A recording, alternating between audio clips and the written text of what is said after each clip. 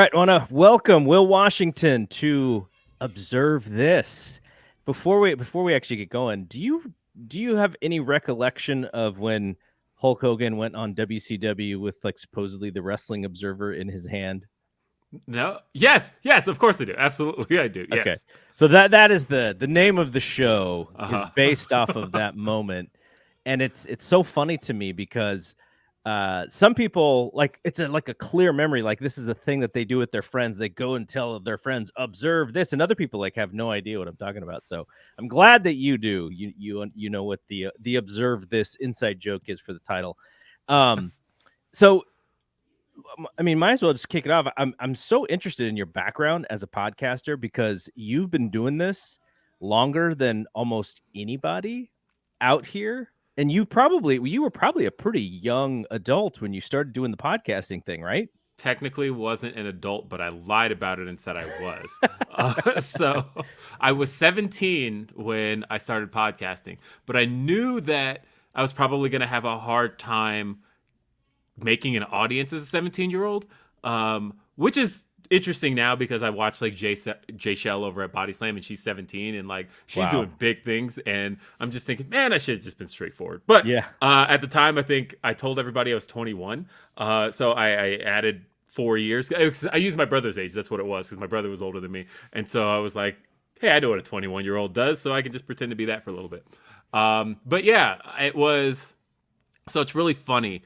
I used to be obsessed with Tech TV back in the day, Uh-huh. which now which later was absorbed by Comcast and G4 and transformed into G4, which is what people know today.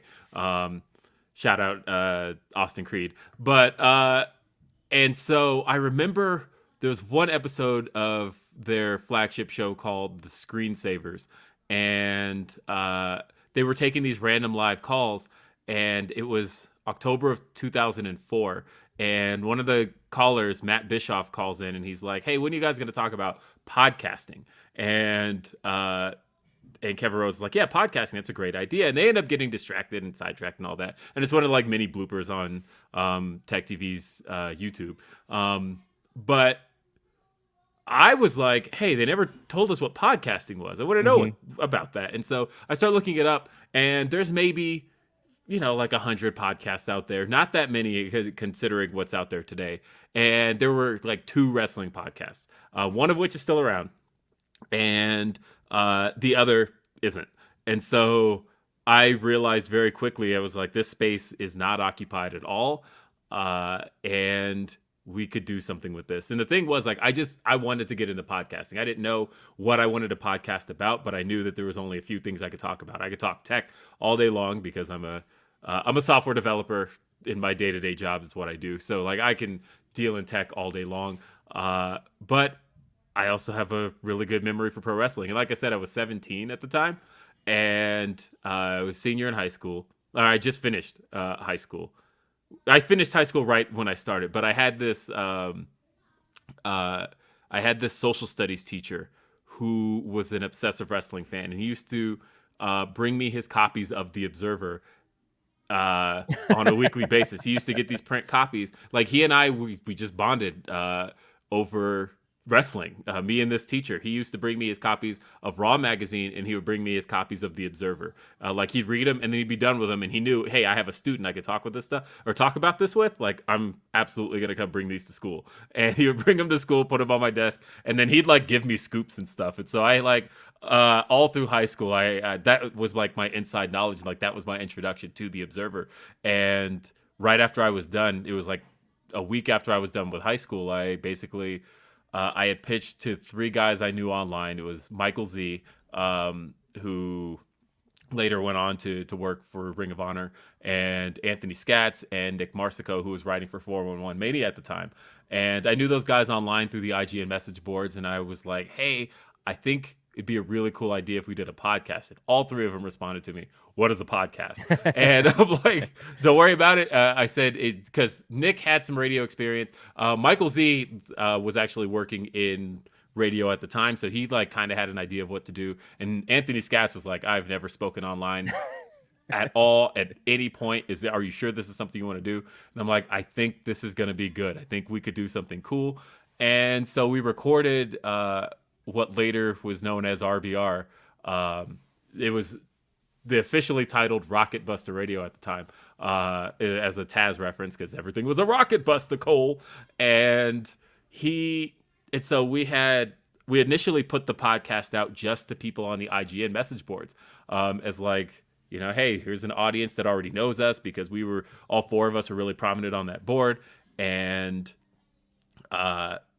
they all listened to it and liked it and gave us great feedback. And all of a sudden, we kind of just had this like instant built-in community out of people on IGN. And then we had Michael Z was also writing for a website called the DDT at the time, which I don't think is around anymore.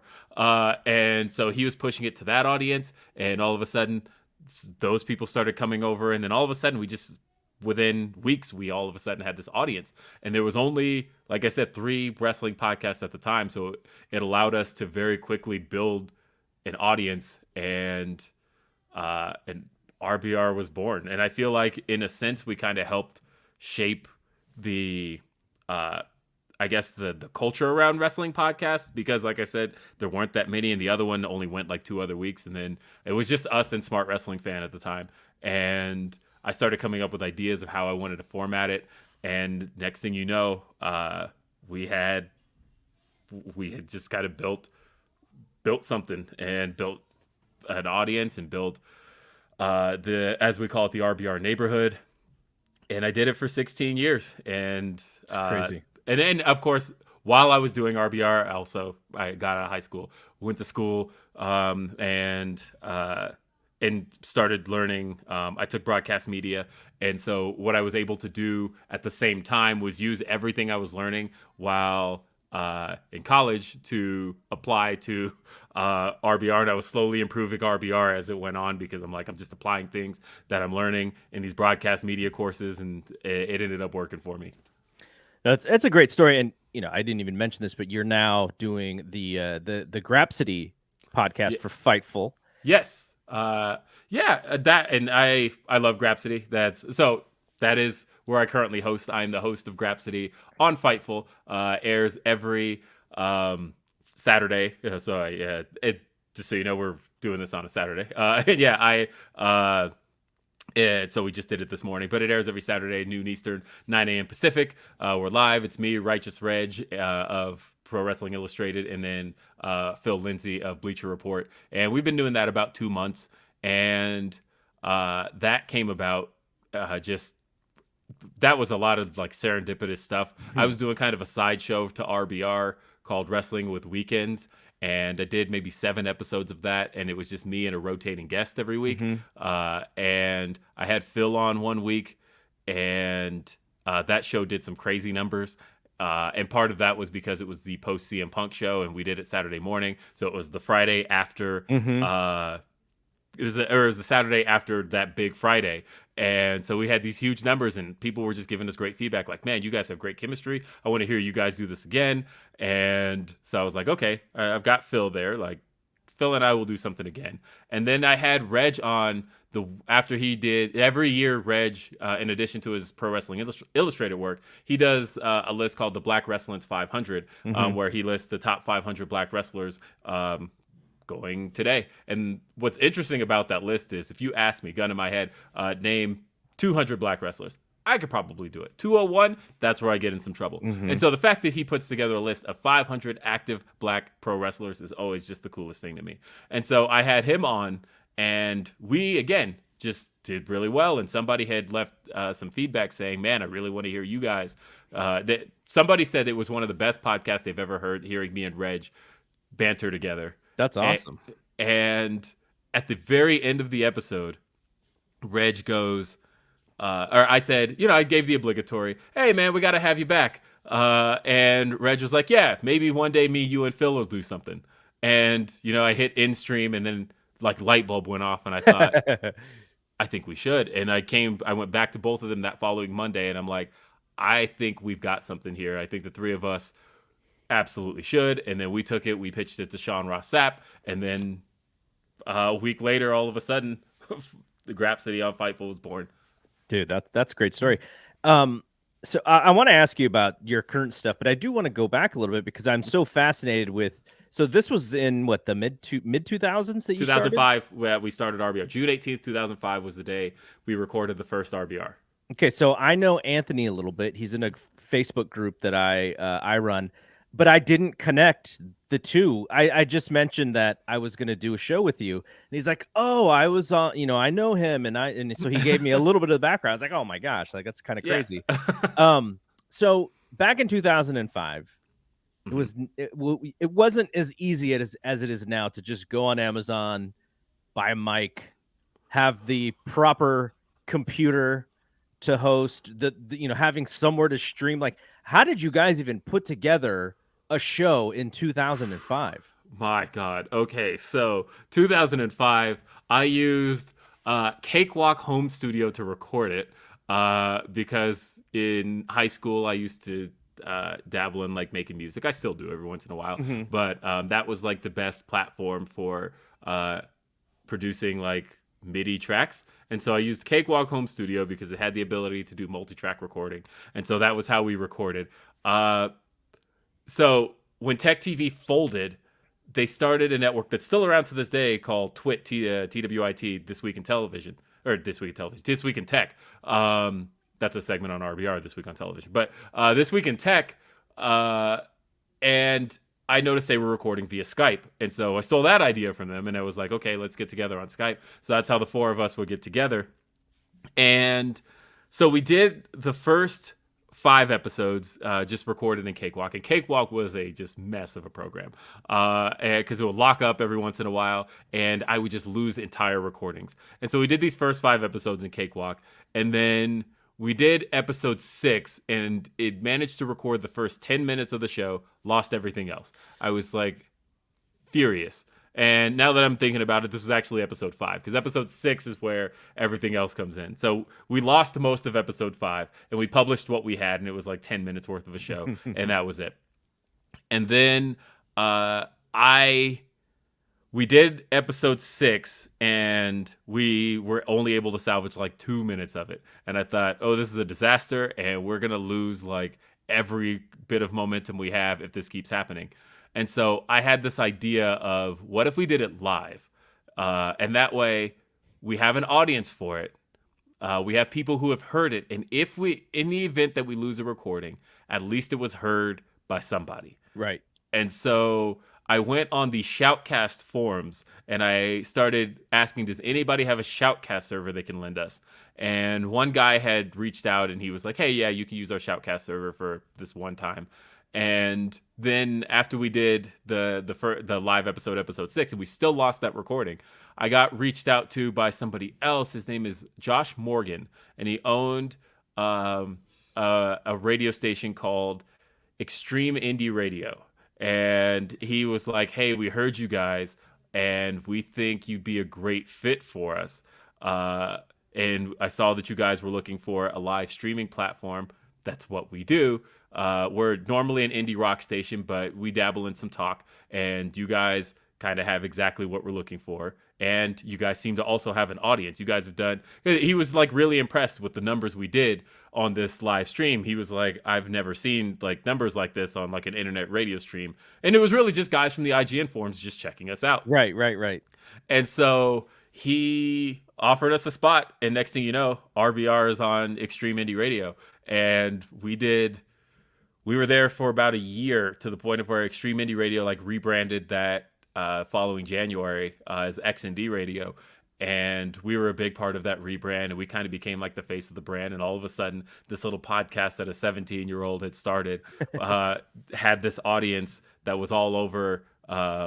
That was like from all different places, because the thing XND was impressed with was they were seeing the IPs of all these listeners who were coming in, and they're like, they're from all over the world. How are you guys doing this? And it was like, oh, easy. I mean, to me, I'm like, oh, this is really easy. We just promoted it to a message board full of people who were from all around the entire globe. But to a radio station that tends to see its listener base concentrated in certain areas, they were suddenly seeing that this wrestling podcast was pulling people from all over the world and had people who cared what we had to say about things. And one of my big claim to fame, I guess. I don't like to use the word fame because I'm just a dude on the internet. But one of my biggest claims is that I have a really solid memory. I remember things, and I'm really good about remembering the events of pro wrestling. And so that ended up. It wasn't so much my ability to have like my takes. I don't think were anything special, and I don't think anybody specifically had anything special to offer as far as our takes, but I think people loved hearing me recount things in pro wrestling that I just remembered really well and were able to retell. And we'd be talking about the show started in '05, so we'd be talking about things like John Cena's title reign, and I'd relate it to whatever was going on at the same period in time, like 20 years ago, Mhm. and it was like it was a really easy thing for me because I absorbed so much pro wrestling and I had so much of it going for me. And that was it. That was how RBR just really got going and but like I said, those little pieces are all things that you look at now and are readily available at one click, right? You can go into most podcasting applications. You hit record or you hit stream. It'll stream live. It'll record it. It'll do all of that for you. Literally, we're sitting on a platform that does everything in a couple of clicks. Yep. And it brought us together. It broadcasts it. It records it. But what we were doing, I had so many little pieces. Like going live didn't make any sense. I remember we had one person also hosting with us, Brian Papa, who also used to be pretty big on the Figure 4 forums as well. But Mhm. he hosted with us on RBR in the beginning days at one point, and he would get frustrated with us because he's like, "What's the point in going live? Why do we need to do this live?" And I thought, no, live is like the way to do this because I'm like you. I like the ability to just go. I don't like You're to right. edit. You're right. Even if we weren't doing it live, I would at least like to do it live to tape. I didn't want anything edited. I just wanted to be able to go and talk and just do what we did. And I feel like, we were definitely the first live wrestling podcast in a sense. Eventually, everybody else, like who had been doing the long timers, you Dave Meltzers and everybody, eventually rebranded what they were doing into the word podcast. But at the time, podcast was like a specific sect of people, and I feel like we were the first as far as doing it live and having the chat functions and all of that stuff. That's the fascinating thing about that to me is the idea of the tech part of it, which again, like thankfully you knew what you were doing, or at least you had an interest in doing it, Yes. right? Like you, Uh-huh. like I'm sure there were others who thought, yeah, I sort of understand the idea, but you enjoy tech, so you enjoyed sort of putting the pieces together, no matter how frustrating they were. But Yes.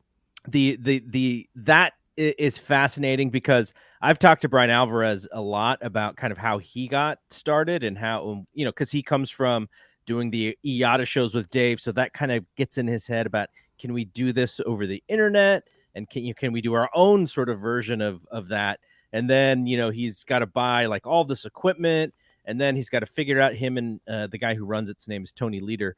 They're like putting their heads together trying to figure out, and they're spending so much money on stuff, and then they realize, well, this sucks, we bought the wrong thing, and then they got to go buy more. So long story short, which is the investment in not only time but money is Yes. a giant deal too. I think that's what people probably don't really understand is the amount of money that you would have spent over the years. I mean, you've been doing this for a long time, but over the years, and the money that you've spent on things that were mistakes, right? Yeah, because we didn't know. Like, and the cool thing is, I didn't have a whole lot of that happen, and I've always been really thankful for that.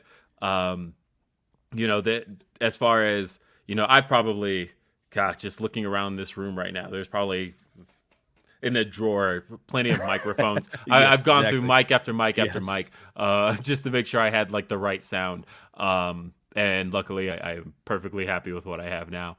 Uh, because I will say our whole setup as far as RBR was concerned grew up over a lot of time, and people heard our growing pains. Like 16 years was a long time to do that.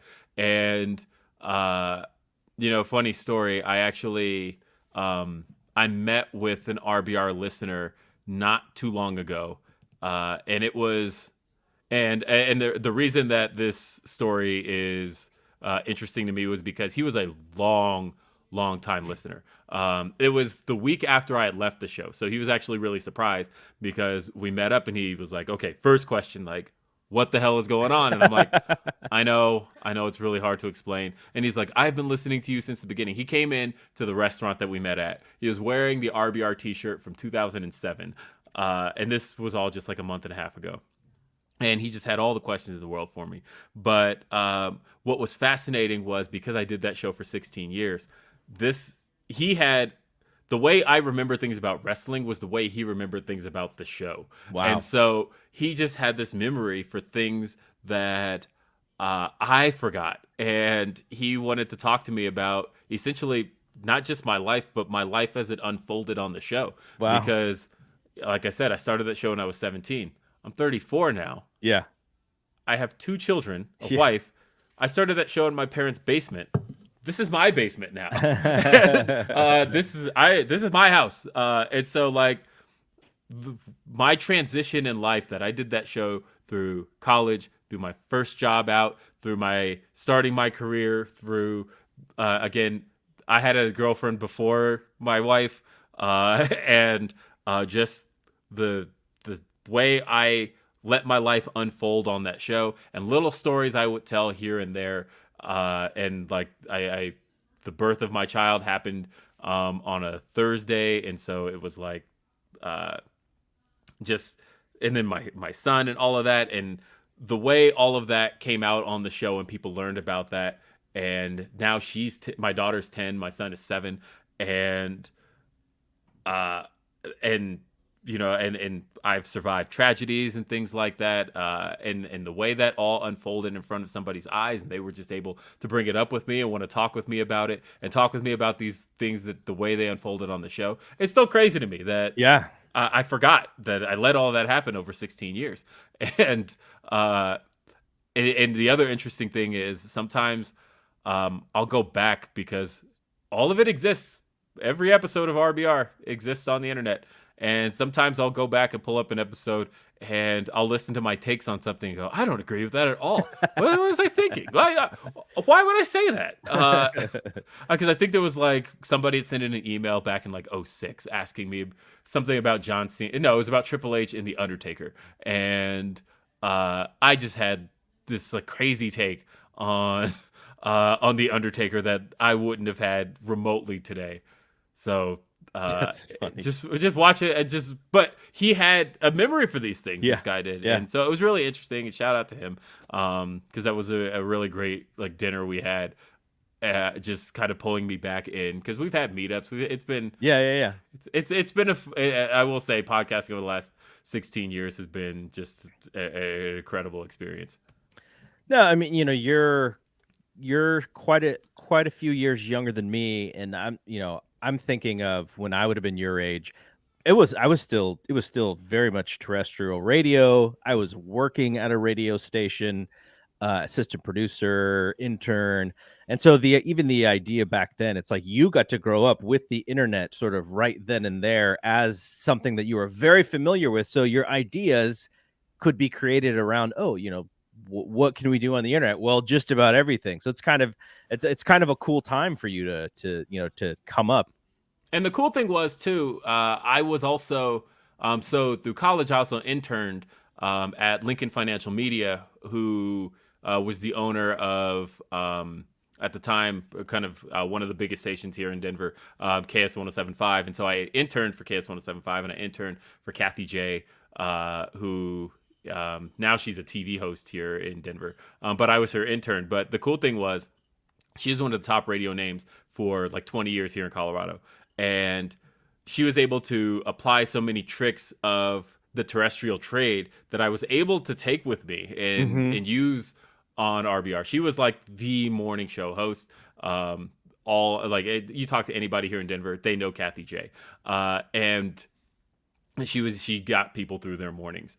And what was fun about that was I took what I learned from listening to her, and Larry Ulibarri was her co-host, and also Kendall B, and take what I saw was working for a morning show. But the thing people like mostly complain about with the morning zoo type shows is they're like, I don't really like the way commercial breaks cut in, and I really just want to hear these guys talk. I don't necessarily want the music and all of that. And I thought, oh, that's perfect. Like I can make that work on a podcast. So I did. I did have my experiences with terrestrial radio, and in doing that, I was able to bring that over to RBR, and that's, I think, the first time I've ever put that out there, that I actually was using pieces that I was learning, Yeah. interning at Lincoln Financial Media, and because also I was there's another station here, Sports Radio 104.3 The Fan. I was also their intern. I was bouncing around a lot as an intern, and I was an intern for that station as well. And that was when I learned how important interaction was, and how letting people feel like they're a part of the show, because I never wanted to feel like I was above anybody. Really, I was just a guy who had the resources to put my voice out there. But I wanted to make sure everybody else had the platform as well. And I was like, okay, this taught me to bring in the chat room, to allow people to call in, all of that other stuff, which wasn't being done on a podcast at the time. And then luckily Skype allowed the tools to allow call-ins, things like that. And it made it work. And I was so happy with it. So the guy who I screened calls for and who I was sort of an assistant producer for is the current Warriors play-by-play man. His name is Bob Fitzgerald. He also did the play-by-play for the TV Team USA games. So, Nice. So I mean, that's. I'm going to ask you about your Nuggets here in a few minutes, but there's good day to ask me because they won. Yeah, today. yeah, they beat the Knicks. Okay, so this is going to be like my one real serious question, and happy to answer. I sort of have an answer myself, and I'm going to give you the question and also give you sort of how this relates to me. So, for myself, as a person of color, I watch wrestling probably with a little bit more of an eye towards wrestlers of color as well. And I'm kind of wondering for you is if you feel it's your responsibility to bring up any sort of, lack of whatever for people of color in wrestling. Like, so the example that I have is, I'm not sure how much NXT you're watching lately, but Kushida and Jiro are now doing time. Right. They're now doing a, fairly discriminatory angle in which we're kind of laughing at the expense of two Japanese men who are not Japanese Americans. They're trying to speak English, and they're making fun of themselves in that sense. And so I feel like, as someone who is half Japanese myself, like, I'm like, gosh, like, aren't we past that? Like, aren't like, this is like the 2021 version of Mr. Fuji throwing salt in people's eyes, right? Yeah. And so that's sort of my experience with that. But I wonder if, when you see things, do you feel like, as someone who's African American, do you find it your responsibility to raise these issues or maybe these inequalities in professional wrestling? I feel like we have to, because the wrestlers won't. And I say that in the and let me take a step back on that and say that a lot of wrestlers today will, but for a long time that wasn't the case. Right. Case in point, WrestleMania 19, the feud going into the World Heavyweight title match, Booker T and Triple H, with Triple H's famous promo in which he tells Booker T, people like you don't win championships. People like you are here to make people like me laugh, and you're very good at it with your nappy hair and your suckers. You're very good at it, but the idea of you winning a world championship is laughable to me. If you ask Booker T about that, Booker T says, I got paid. And, so he doesn't necessarily see it from a fan's perspective, Right. because he sees it as, what's the big deal? It's all pro wrestling. It's all angles. I was there to do a job, and I did the job that I was paid to do. I don't care about wins and losses and storylines and all of that. I just care that I was there to do the job. But what that mindset fails to acknowledge are the fans who were young and impressionable and saw somebody like Booker T as a bit of a hero and saw Booker T have those things said to him and then lose on top of that. Like, do you know how much that hurt? And when he's asked about it, he's just like, just an angle. It doesn't matter. And it's like it fails to acknowledge what that kind of stuff means to somebody who could very much need to be empowered by that kind of thing, because those are the kinds of statements that we could hear in the workplace, that we could hear in our everyday lives. And pro wrestling is fictional. Pro wrestling is story based, and pro wrestling does very much tell the story of good triumphing over evil in a world where that doesn't always happen. And so I do feel like as fans, yeah, we do have a responsibility to speak up and be like, hey, these are things that legitimately can hurt and legitimately have hurt. And you're not necessarily taking that into account for a viewer who's seeing it that way, because for the performer may just be seeing it as a job they have to do. And that's okay. They are okay to see it that way. But as a viewer, as somebody who sees these guys as larger than life, as in a way that WWE and professional wrestling as a whole likes to present them as superstars, I do feel like we do have a responsibility, especially if we do have an audience, to speak up for these things and make sure that that we are being heard, and that those in charge are being heard, so that way stuff like this doesn't happen. I talked to Andreas Hale, I think it's probably sometime last year, and I told him that when Kofi Kingston won the title, my reaction to that was off, because my thought was, okay, well, he was like shoehorned into this situation. He wasn't the chosen one. And at some point he was going to have to lose to Brock Lesnar. Like, that was the way that I looked at it. And then I don't know if it was him or maybe it was the MVP video where I saw how it really did affect people. And I was like, wow, I was so off on that moment. And I shouldn't have been off, because sort of what you said, I was looking at it strictly like business and WWE, like trying to pretend like this was their plan all along, which they always do. And I was like, well, that makes it less important. But in actuality, it was very important. And I realized that, in talking to Andreas and in seeing the MVP video. And it's almost like sometimes it's instilled in us as fans, because we're so close to it, that sometimes I catch myself thinking about business decisions and like, is this what they really want to do? And so all that to say, I was so off on that Kofi moment. And I realize now, like, how really big that moment was. It was that moment. Let me tell you, my kids were running around the living room, just ecstatic. I was in tears. And part of why I was willing to take a step back on it not being necessarily the plan is, CM Punk likes to say that Vince McMahon's greatest successes are always in spite of himself. And that's very true. That, he didn't, like, Rocky Maivia wasn't the success. He had to slip and fall for The Rock to happen. And Stone Cold Steve Austin wasn't the plan.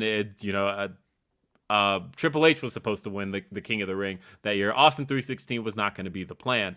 And Bryan Danielson winning at WrestleMania 30 was not the plan, but you slipped and fell into something great. And so same deal here, where like Kofi wasn't the plan, but sometimes the best things that have happened in Vince's company have been the things that weren't remotely part of his vision. And so with Kofi, that was just another one of those things where, yeah, it wasn't the plan, but this is probably better than whatever the plan was, right? If there even was one.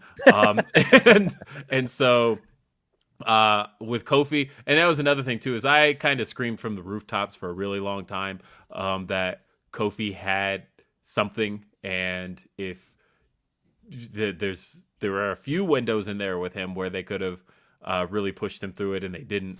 And so I was just ecstatic that night. That was a really special night. And then of course everything else unfolded after that. And probably did more to hurt my fandom in the long run. But at least the win itself was a moment. It's still one of my all-time favorites. Just a big one.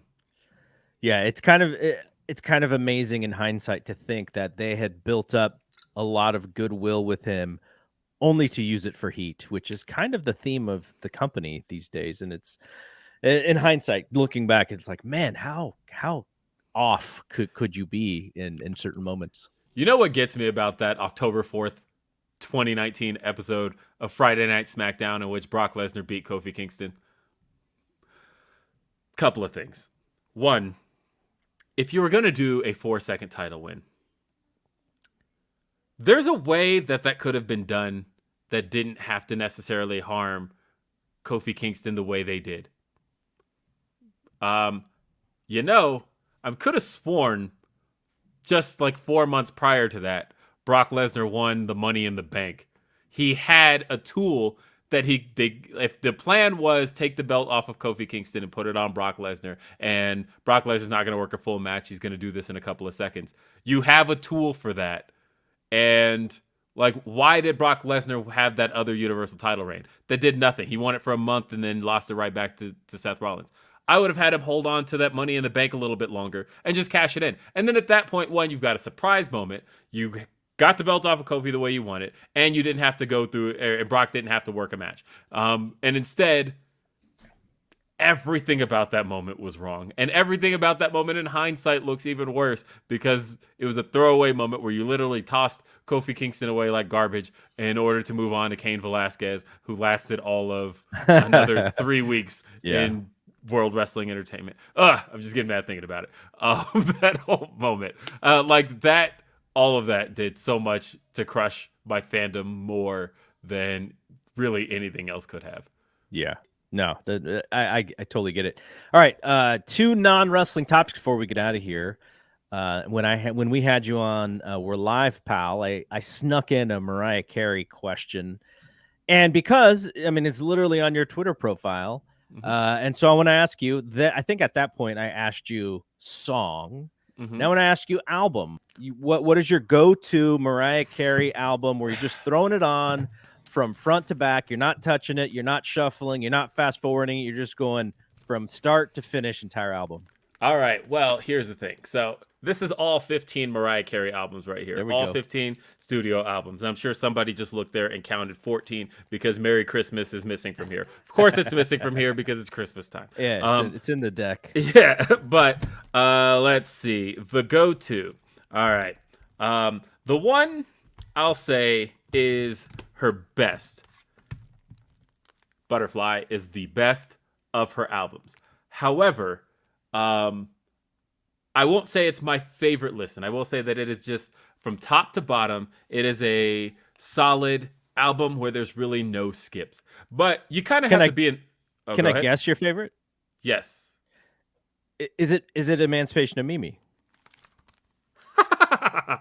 Yes, Emancipation of Mimi is the one. Emancipation of Mimi is because you have to be in a mood for Butterfly. Butterfly has some upbeat stuff, but Butterfly also has some really emotional stuff. Butterfly, the song itself, is a really good song. It's kind of lyrically not so as strong as like My All is, but overall, Butterfly is a great album. But Emancipation of Mimi is just like solid cut after cut after cut after cut. It like kicks off because the first song on it is It's Like That, and then it goes into We Belong Together, and then Shake It Off, and then what is it, Mine Again, and then Say Something, and it just keeps going. And I feel like every song on that album is powerful, and I don't feel like there's any skips on Emancipation of Mimi. This album is my go-to. I'll tell you the reason why I thought I'm curious. I want to know that now. Is because if I'm going to guess, that album also came out in 2005. I think It that's when it did. came out. It did. Okay. Yes. So when you're talking about kind of getting out of high school and that time frame, you're doing your podcast, like that's a very memorable time for you. Like that's kind of a landmark time for you, It as it is is. for a lot of young adults. Um, but what that album was an answer by Mariah, because you mentioned Butterfly. That is probably my favorite Mariah album, but I would Mm-hmm. have been 21 at that point when that Okay. album came out. And that's right in the middle of Bad Boy sort of taking over pop radio as well. And Mariah is part of that. Q-Tip's on that album. I love Q-Tip. So that is my favorite Mariah album. I would probably say her first album, because when I listened to her first album, I would have been, gosh, I would have been in junior high school. So it's also a very memorable time for me. And I think, like, you know, this happens a lot with artists, is their first album is just like this, everything up until that time in their life. So it's just so much and it's so impactful for them. And so Yeah. usually, you know, that's their best stuff. But with Emancipation of Mimi, you had, if Butterfly is kind of her peak also of fame and of celebrity, because she's still a younger person who had just gotten out of a marriage to Tommy Mottola, Yep. and so she's kind of out there, she's just like flaunting it, going like, I'm single, I'm that girl. There was a fall, and you had the Glitter movie, you had the Post, you had there were still some good songs. She did a remix with Jay-Z. The Glitter, and I get a kick out of that Glitter album. The charm Charm bracelet. Bracelet, right. So Emancipation of Mimi for her was like saying, okay, like I can still do this. And when We Belong Together came out, it was like, where has this Mariah been These for last these couple last years. few years? Yeah. And we just all, everybody who was a Mariah fan was just like, thank you. This is what we need from you.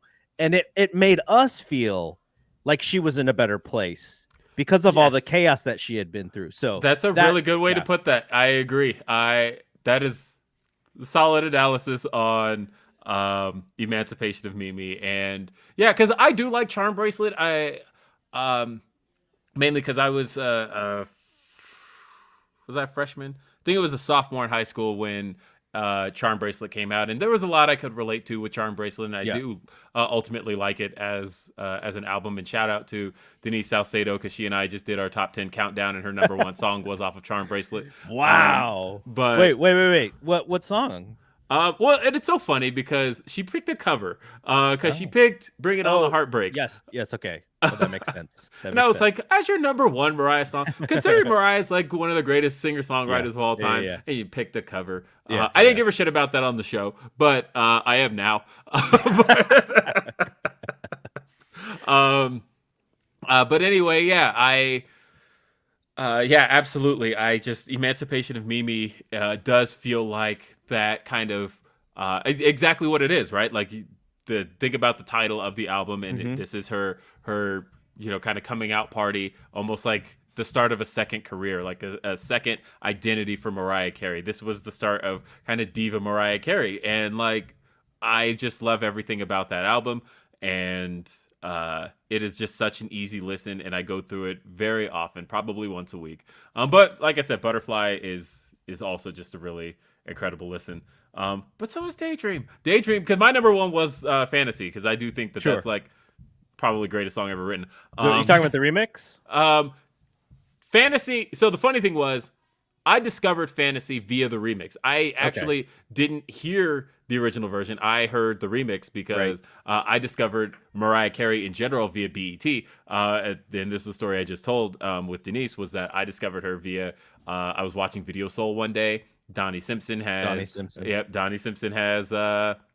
Mariah Carey on as a guest, and they introduced Fantasy, but it's Fantasy remix with ODB. Yep. And that was actually the song that hooked me. And then I discovered the other version later, the original version.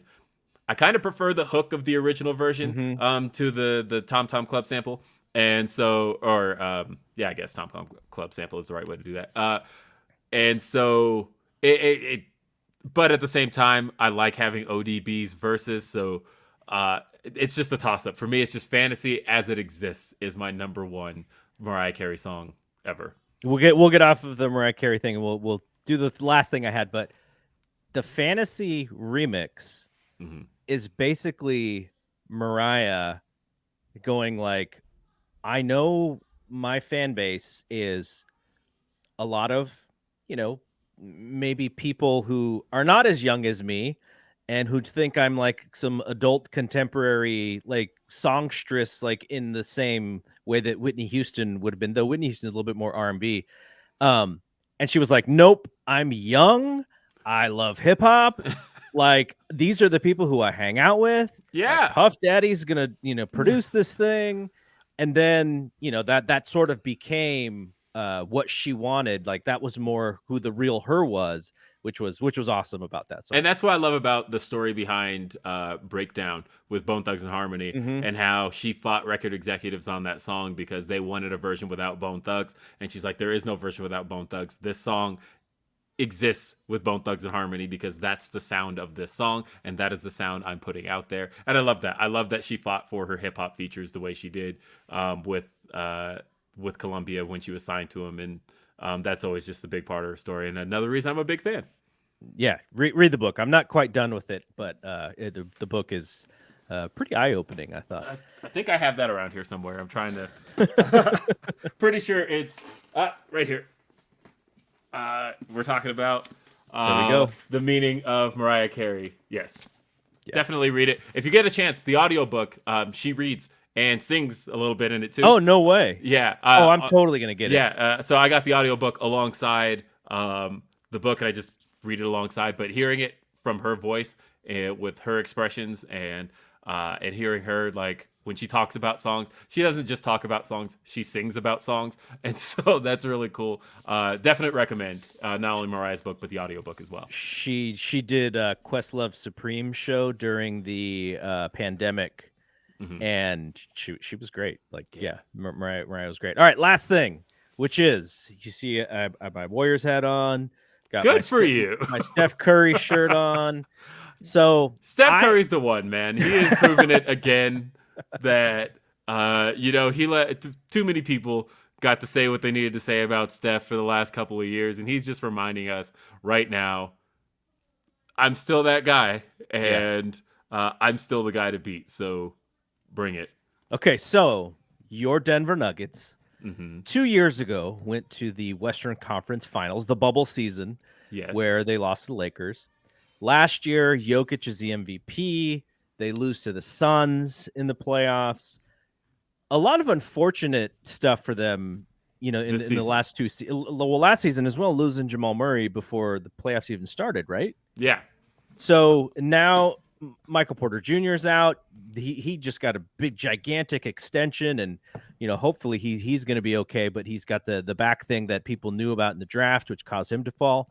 So your Nuggets, who were sort of on this rise, and I think people with the full squad of health, I think people have them, really high in the West, and really, it's right now it's like the Warriors and the Suns, and there's not a whole lot else. And I'm just kind of wondering, as someone who has experienced some successes of late, like, do you when Murray comes back, do you feel like the Nuggets can kind of establish themselves and get back in? Because I mean, the season's early, but you guys are sitting, I think, 11-11. Yes. But are you confident that the team can kind of get back to where it was the last 2 years? I don't know because there's been some crazy injuries this year, right? PJ Dozier just went out. He's out for the season or out indefinitely. And we've had like you mentioned, Michael Porter Jr. is out, and like with that back, I worry he's not going to have a terribly long career. And Jokic was out for a number of games. Jokic just came back last week, and so like with the way that injuries have been plaguing the team, if they can't have a consistently healthy squad, I'm worried it's going to look like the Lakers did last year. And that to me, it has me worried. Now, they did just sign Davon Reed to what, a 10-day contract just yesterday, I think. And so he did actually get to play today. I think he had 9 points. So that's pretty good. I mean, pretty much they got to start picking up guys because, like, I love Facu Campazzo. I think that Aaron Gordon, despite having what I believe is the worst free throw shot in the NBA today, I think Aaron Gordon is excellent. But and then there's JaMychal Green, there's Jeff Green. I feel like they have the makings for a squad that can be in the upper echelon of the Western Conference, but if you don't have all of those pieces in place, what can you do? And my dad is probably the biggest Nuggets critic, and he spends a lot of time. He calls me every day just wanting Michael Malone fired. He's just like, I'm done with Michael Malone, because my dad wants Bol Bol played a lot more. He's like, you've let Bol Bol sit on the bench for 2.5 seasons now, and I want to see Bol Bol get some time, damn it. And because when the kid plays, he's halfway decent.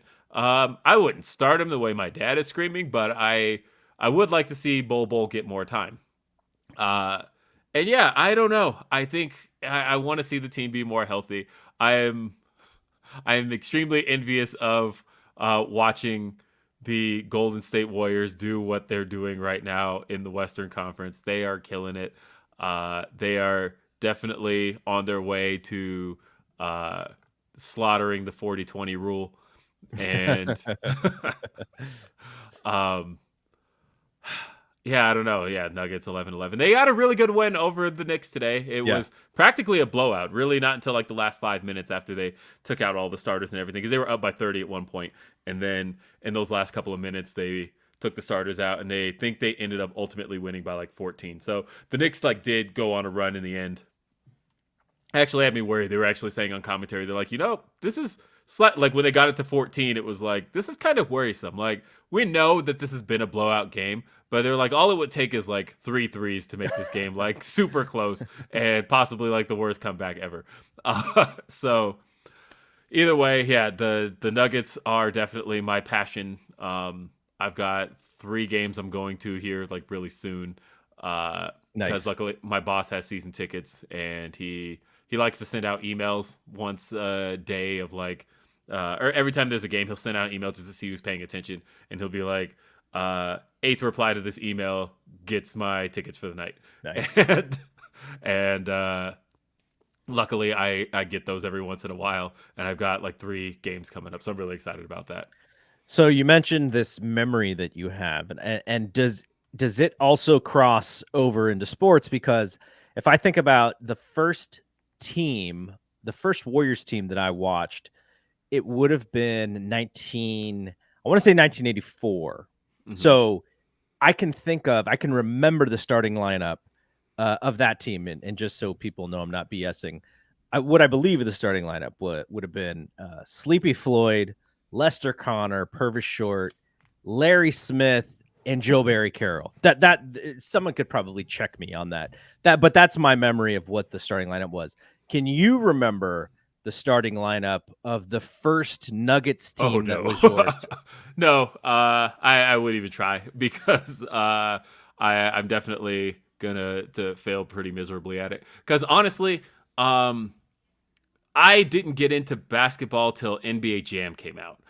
That was what got me into basketball. And the fact right behind this Dave Meltzer is a NBA Jam, the arcade one version of NBA Jam. Nice. So I've got so this is a Mortal Kombat arcade right here, but it's running. I just have a PC in it running MAME, and I can literally just throw any game on it, and every once in a while I'll go over and just go play NBA Jam. And my 2 go-tos were I would always play as the Nuggets, and at the time I believe it was LaFonso Ellis and Dikembe Mutombo. Yeah, and those were the 2, and so that's always who I would play as. And like that was my start. As long as I saw those 2 play, I didn't care for much else. And then as I grew to understand basketball more, as I saw more of a 5-on-5 game and not a 2-on-2, because like I said, NBA Jam was my exposure to it. Oh yeah, I'm sure there's a lot of people's exposure to basketball. Yeah, it got me into basketball. And then